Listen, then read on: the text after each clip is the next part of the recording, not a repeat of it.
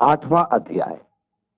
अध्याय 5, 6 और 7 में हमने देखा कि यीशु पर्वत पर चढ़कर उपदेश देता है, और अध्याय 8 में हम देखेंगे कि उसने पहाड़ से उतरकर क्या क्या किया। पहली आयत, जब वो पहाड़ से उतरा। परमेश्वर के राज्य की नियमावली का उल्लेख करके वो पहाड़ से नीचे आया और उसने परमेश्वर के राज्य के कार्यकलाप का प्रदर्शन आरंभ किया। हम यशाया के 35वें अध्याय में पढ़ते हैं कि राज्य काल में बहरे सुनेंगे, गूंगे स्तुतिगान करेंगे, अंधे परमेश्वर की महिमा को देखेंगे और लंगड़े आनंद से कूदेंगे। ये पुनर्स्थापित युग का राज्य होगा। आज जब हम संसार को देखते हैं तो वो परमेश्वर का मनोवांछित रूप नहीं है। आज जब हम मनुष्य को निहारते हैं तो उसमें परमेश्वर का वह रूप नहीं पाते जिसमें परमेश्वर ने मनुष्य की रचना की थी। यही कारण है कि अनेक मनुष्य आज विमूढ़ हैं कि प्रेमी परमेश्वर ये सब जो हो रहा है क्यों होने देता है। सत्य तो यह है कि आज भी मनुष्य परमेश्वर की व्यवस्था का विरोधी है, परमेश्वर के राज्य के विरोधी है। वे परमेश्वर के अधीन रहना नहीं चाहते, वे स्वयं अपना जीवन व्यवस्थित करना चाहते हैं। इसी कारण यीशु आया और उसने संसार को परमेश्वर के राज्य से परिचित कराया। अब मनुष्य प्रत्येक मार्ग पर उसकी प्रतीक्षा करते थे, एक बड़ी भीड़ उसके पीछे हो ली, ऐसा लिखा है। जब यीशु पर्वत पर था तो उसके साथ केवल उसके शिष्य थे, परंतु पर्वत से अवरोहण करते ही जन समूह उसके पीछे हो लिया, और एक कोढ़ी ने पास आकर उसे प्रणाम किया और कहा कि हे प्रभु, यदि तू चाहे तो मुझे शुद्ध कर सकता है। उस युग में कोढ़ का कोई उपचार नहीं था, और कोढ़ एक भयंकर घृणात्मक रोग था। आज इसका उपचार है, परंतु आज भी इसका निवारण नहीं है। आज की आयुर्विज्ञान शब्दावली में इस रोग का नाम हैंसेन रोग है, क्योंकि डॉक्टर हैंसेन वह सर्वप्रथम व्यक्ति था जिसने इस रोग के जीवाणु को पहचान कर अलग किया था। समाज एक कोढ़ी को तुच्छ समझता है तथा उसको बहिष्कृत करता है। इज़राइल में कोढ़ी को पुकारते रहना होता था, अशुद्ध अशुद्ध, जिससे कि कोई अनजाने में उसका स्पर्श न कर ले। एक ऐसा ही व्यक्ति यीशु पर विश्वास रखकर आया और बोला कि यदि वह चाहे तो वह शुद्ध हो सकता है। संभव है कि वह यीशु राजा के सामर्थ को पहचान गया था।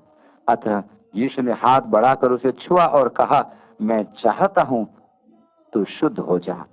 यहाँ ध्यान देने योग्य बात तो यह है कि कोढ़ी को स्पर्श करने से मनुष्य अशुद्ध माना जाता था, ठीक उसी प्रकार जिस प्रकार के मृतक को स्पर्श करने से, और वह विधिवत शोधन के पश्चात ही स्वीकार्य होता था। अतः कोढ़ी का स्पर्श नियम विरोधी था। मेरे विचार में ध्यान देने योग्य विषय है कि कोढ़ी व्यक्ति ने यीशु से कहा, यदि तू चाहे, और यीशु ने उत्तर दिया, मैं चाहता हूं। कुछ लोग प्रार्थना करते हैं कि प्रभु, यदि तू चाहता है तो तेरी इच्छा पूरी हो। मुझे इस प्रार्थना में कोई आपत्ति नहीं। सत्य तो यह है कि मनुष्य सदैव परमेश्वर की इच्छा को स्वयं ही पूर्व में निर्धारित कर लेता है और निरोगीकरण में परमेश्वर की इच्छा का मूल्य नहीं जानता। पौलुस के जीवन में परमेश्वर ने नहीं चाहा कि उसका रोग दूर हो, इसलिए पौलुस उस रोग से आजीवन ग्रस्त रहा। उसने 3 बार प्रार्थना की और परमेश्वर का एक ही उत्तर था, मेरा अनुग्रह तेरे लिए काफी है। अतः मैं जब भी अपनी शारीरिक आवश्यकताओं को परमेश्वर के समक्ष लाता हूं तो मैं उससे प्रज्ञा का अंश देखता हूं और परमेश्वर के समक्ष स्वयं को संपूर्ण रूप से समर्पित करता हूं और कहता हूं, तेरी इच्छा पूरी हो। विश्वासी प्राय परमेश्वर की इच्छा से भयभीत रहते हैं, परंतु मैं परमेश्वर की इच्छा से अन्य किसी भी विषय से भयभीत नहीं रहता। मैं किसी भी मूल्य पर उससे बाहर नहीं जाना चाहता। जैसा कि पौलुस भी कहता है कि मसीह को जीवन या मृत्यु कैसे भी महिमान्वित करना है। हमारे चिंता का एक ही विषय होना चाहिए कि मसीह हमारे द्वारा महिमान्वित किया जाए। मेरा विश्वास है कि अधिकांश अवस्थाओं में प्रभु कहता है, मैं चाहता हूं, परंतु यदि वह नहीं चाहे तो हमें वह भी स्वीकार करना चाहिए, क्योंकि हमने स्वयं को उसे हाथों में दे दिया है। यदि वह कहे, ठीक है, यह परमेश्वर की महिमा के लिए है, जो तुम परमेश्वर के और स्वयं के संबंधों एवं साहचर्य में विकसित करना चाहते हो, जिससे कि उस पर संपूर्ण विश्वास रखो। कुछ ऐसे क्षेत्र भी हैं जो मैं तुम पर प्रकट करना चाहता हूँ।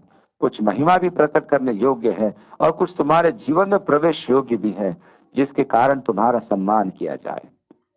शारीरिक दुर्बलता का अनुभव भी अति आवश्यक होता है, क्योंकि परमेश्वर हमें उस क्षेत्र में लाना चाहता है जो हमारी ग्रहण से बाहर हो। मुझे तो इसमें कोई समस्या दिखाई नहीं देती। मैं तो यही कहूंगा, प्रभु की स्तुति हो। अब यीशु उस कोढ़ी से कहता है, देख, किसी से न कहना, परंतु जाकर अपने आप को याजक को दिखला, और जो चढ़ावा मूसा ने ठहराया है उसे चढ़ा, ताकि उसके लिए गवाही हो। आश्चर्य का विषय है कि मूसा की व्यवस्था में, लेवी व्यवस्था की पुस्तक उसके 14वें अध्याय और दूसरी आयत में इस असाध्य रोग के निवारण की व्यवस्था थी। कहने का अर्थ यह है कि परमेश्वर ने मूसा के युग से ही यीशु द्वारा कोढ़ के निरोगीकरण का प्रावधान किया हुआ था। शोधन हेतु रोगी को 2 कपोत लाने होते थे, जिसमें से एक को मारकर उसका रक्त एक बड़े प्याले में डाला जाता था। तत्पश्चात दूसरे कपोत को उस रक्त में मग्न करके स्वतंत्र किया जाता था कि वह उड़ जाए। यह परमेश्वर द्वारा नवजीवन दास का अनुष्ठान था। इस प्रक्रिया में रोगी को 7 दिन तक एक पृथक कक्ष में रखा जाता था, और जब याजक 7 दिनों तक उसकी जांच करके संतुष्ट हो जाता था तो उसे शोधन की प्रक्रिया पूर्ण करना होता था। 5वीं आयत में लिखा है, और तब यीशु ने कफरनहूम में प्रवेश किया। कफरनहूम को उत्तर काल में यीशु का नगर भी कहा गया था। यीशु का अधिकांश समय गलील सागर के आसपास ही व्यतीत हुआ। मेरी समझ में तो उसके प्राकृतिक सौंदर्य के कारण वहां का जल, आकाश एवं पर्यावरण बहुत सुंदर था। और आगे लिखा है, और वहां एक सूबेदार ने आकर उससे याचना की। यहाँ ध्यान देने योग्य विषय है कि सबसे पहले यीशु ने एक समाज से बहिष्कृत व्यक्ति पर दया की, और अब उसके समक्ष एक अन्य जाति उपस्थित है। उसने यीशु से याचना की कि हे प्रभु, मेरा सेवक झोले का मारा बहुत दुखी पड़ा है। उसने उससे कहा कि मैं आकर उसे चंगा करूं। सूबेदार ने उत्तर दिया कि हे प्रभु, मैं इस योग्य नहीं कि तू मेरी छत के तले आए, पर केवल मुख से कह दे तो मेरा सेवक चंगा हो जाएगा। संभव है कि वह अपनी पत्नी से भयभीत हो गया होगा कि वह उसके प्राण ले लेगी कि वह यीशु को बिना सूचना दिए ले आया और उसका घर अस्त व्यस्त पड़ा हो। यह मुख्य विषय है अधिकार का। उसने कहा, मैं भी पराधीन मनुष्य हूँ और सिपाही मेरे हाथ में है, और जब एक से कहता हूँ जा तो वो जाता है, और दूसरे से कि आ तो वो आता है, और अपने दास से कहता हूँ कि यह कर तो वो करता है। यहाँ सिद्धांत की बात यह है कि अपने ऊपर भी अधिकार को स्वीकार करना, अन्यथा तानाशाही का वातावरण उत्पन्न हो जाता है। कोई भी व्यक्ति अधिकार का सम्मान किए बिना अधिकार नहीं दर्शा सकता। हम सब परमेश्वर के अधीन हैं। 10वीं आयत में लिखा है, यह सुनकर यीशु ने अचंभा किया और जो उसके पीछे आ रहे थे उनसे कहा, मैं तुमसे सच कहता हूं कि मैंने इस्राएल में भी ऐसा विश्वास नहीं पाया। यह पद एक अन्य जाति व्यक्ति का मसीह पर असीम विश्वास को प्रकट करता है। और तब यीशु ने कहा, बहुत से पूर्व और पश्चिम से आकर इब्राहिम और इसहाक और याकूब के साथ स्वर्ग के राज्य में बैठेंगे। पूर्व और पश्चिम अन्य जाति राष्ट्रों का संकेत देते हैं। मैं जब भी स्वर्ग के विषय में सोचता था तो केवल नए नियम के दिग्गजों का ध्यान करता था, परंतु यहाँ तो पुराने नियम के नायकों के साथ अन्य जातियों का भी उल्लेख है। और संतानों के विषय में क्या लिखा है, परंतु राज्य के संतान बाहर अंधियारे में डाल दिए जाएंगे, वहां रोना और दांतों का पीसना होगा, क्योंकि यहूदी मसीह का त्याग करेंगे, अतः वे अंधकार में होंगे, और अन्य जाति विश्वास करने के कारण स्वर्ग में होंगे।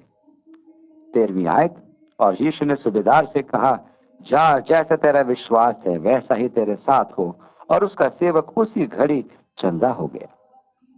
पहला चमत्कार था कोढ़ी को रोग मुक्त करना, दूसरा है अन्य जाति पर दया दर्शाकर उसके सेवक को रोग मुक्त करना, और अब तीसरा है पतरस की सास को स्वस्थ करना। उस युग में स्त्री को समाज में सम्मान प्राप्त नहीं था। जब संतानोत्पत्ति की घोषणा में पुत्र का उल्लेख होता था तो समस्त आगंतुक महान आनंद एवं उत्सव मनाते थे, परंतु यदि पुत्री की घोषणा की गई तो वे तुरंत अपना उत्सव का सामान लेकर अपने अपने घर लौट जाते थे। हमें यह सदैव स्मरण रखना है कि यीशु ने स्वर्ग के राज्य में किसी के साथ पक्षपात नहीं किया, न तो अन्य जाति के साथ और न ही स्त्री के साथ। 14वीं आयत में लिखा है, और यीशु ने पतरस के घर में आकर उसकी सास को ज्वर में पड़े देखा। उसने उसका हाथ छुआ और उसका ज्वर उतर गया और वह उठकर उसकी सेवा करने लगी, अर्थात अतिथि सत्कार।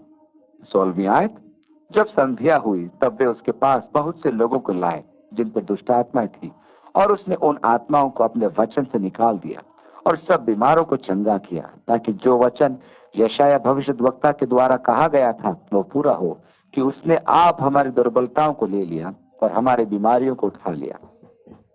यशाया के 53वें अध्याय और उसके 5वीं आयत में लिखा है, वो हमारे ही अपराधों के कारण घायल किया गया, वो हमारे अधर्म के कामों के हेतु कुचला गया, हमारी ही शांति के लिए उस पर ताड़ना पड़ी, कि उसके कोड़े खाने से हम लोग चंगे हो जाए।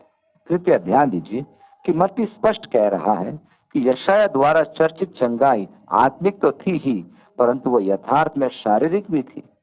आज के विद्वान स्वीकार नहीं करते हैं। हम प्रभु भोज में यीशु के कथन को पढ़ते हैं कि यह मेरी देह है जो तुम्हारे लिए तोड़ी जाती है, परंतु यीशु की देह तोड़ी नहीं गई थी। उसकी मृत्यु में भी भजन संहिता की भविष्यवाणी पूरी हुई कि उसकी एक भी हड्डी तोड़ी नहीं गई। जब रोमी सिपाही अपराधियों के घुटनों की हड्डी तोड़ने आते थे तो उन्होंने यीशु को पाया कि उसकी मृत्यु हो चुकी है, अतः उसकी हड्डी तोड़ी नहीं गई। यीशु तोड़े जाने का संदर्भ 39 कोड़ों में दे रहा है, क्योंकि यशाया की यह भविष्यवाणी थी कि उसके कोड़े खाने से हम लोग चंगे हो गए।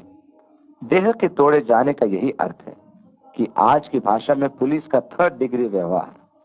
पतरस ने भी अपने प्रथम पत्री के 2 अध्याय के 24वीं आयत में इसी यशाया के वचन का उद्धरण किया था।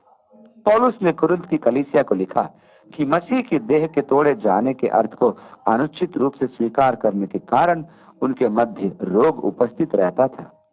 विश्वासी प्राय रोटी तोड़ते हैं, परंतु मसीह की देह के तोड़े जाने का अर्थ नहीं समझते। अतः मसीह के तोड़े जाने से शारीरिक दुर्बलता दूर होती है।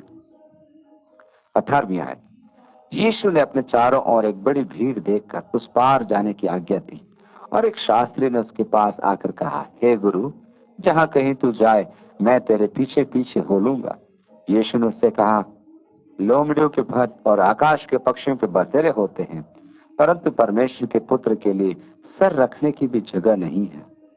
यीशु उसे और आज भी भावना में बहने वाले अनुयायियों से कहता है कि वो उसका अनुसरण अवश्य करें, परंतु इस निर्णय के परिणाम को अवश्य जांच ले, अर्थात शिष्यता के मूल्य का आंकलन कर ले। अब एक शिष्य कहता है, हे प्रभु, मुझे पहले जाने दे। यहाँ पुण्य देखने को मिलता है कि हम प्रभु को जीवन समर्पित कर देते हैं, परंतु संसार और संसार की चिंताओं को तुरंत ही प्रभु से अधिक आवश्यक बना देते हैं।